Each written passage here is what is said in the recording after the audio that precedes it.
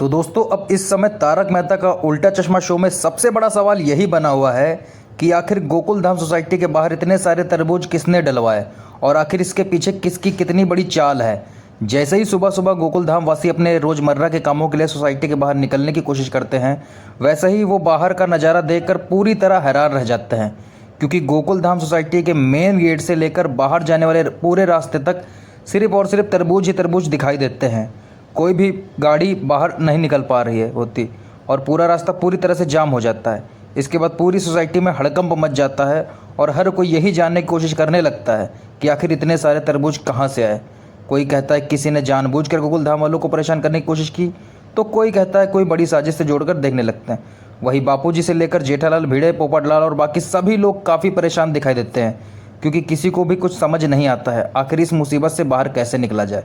लेकिन दोस्तों कहानी में असली ट्विस्ट तब आता है जब शक जाता है फ्रूट वाले बिरजू पर, क्योंकि आप सभी जानते हैं कि बिरजू काफ़ी समय से रोशन भाभी के 1 लाख रुपये वापस नहीं कर पा रहा था। कई बार पैसे मांगने के बाद भी बिरजू पैसे लौटाने से नाकाम रहा।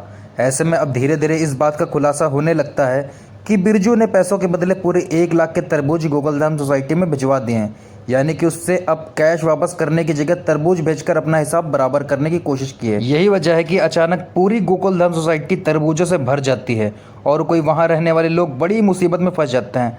अब हर कोई बस यही सोच रहा है कि आखिर इतने सारे तरबूजों को क्या किया जाए। वहीं दूसरी तरफ सोशल मीडिया पर भी इस ट्रैक को लेकर ज़बरदस्त चर्चा हो रही है। कई लोगों का कहना है कि लंबे समय बाद शो में ऐसा मज़ेदार और फुल कॉमेडी वाला ट्रैक देखने को मिला है, जबकि कुछ लोग बिरजू की इस हरकत को लेकर अलग अलग अंदाज़ा और रिएक्शन दे रहे हैं। अब आगे आने वाले एपिसोड में देखना काफ़ी ज़्यादा दिलचस्प होगा कि आखिर जेठालाल और बाकी गोकुल धाम वासी इस बड़ी परेशानी से बाहर कैसे निकलते हैं। क्या बिरजू खुद सामने आकर अपनी गलती मानेगा या फिर मामला और ज़्यादा बिगड़ने वाला है? क्या रोशन भाभी बिरजू को माफ़ करेंगी या फिर उससे अपने पूरे पैसे वापस मांगेंगी? और सबसे बड़ी बात, आखिर इन तरबूजों की वजह से गोकुल धाम में आगे कौन कौन सी नई मुसीबत आने वाली है? अब बस सब यही देखना बाकी है।